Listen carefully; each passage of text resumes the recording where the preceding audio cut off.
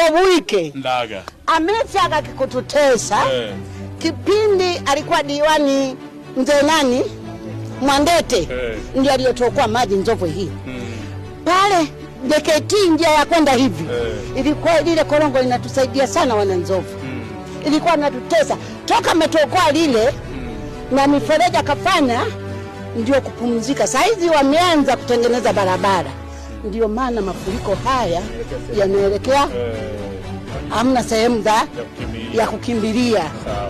Baba tunashukuru kwa kuja kutuona. Ombelike. Sasa kilichotokea usiku saa 9 watoto wameyaona maji.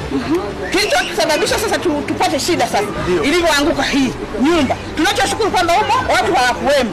Yakapitiza kwenda kule, yakafumua pale kwangu pale mlangoni, yakaingia ndani kama vile kama tuseme nani? Tusemeje nani?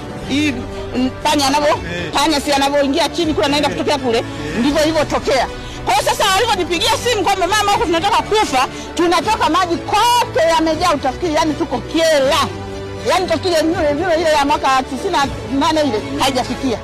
Lakini maji ya safari ni hatari. Tunashukuru Mungu kwa sababu hatujafa. Nakufa. Hii ni awamu ya pili saa hizi tena.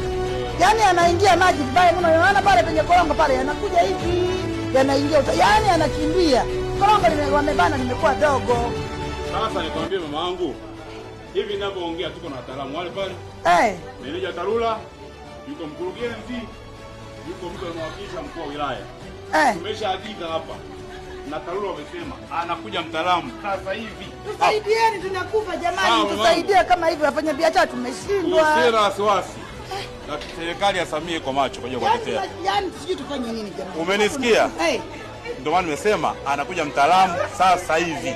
Tusaidieni, yaani tunakufa tunashindwa kufanya biashara, tutaua watoto. Poleni jamani.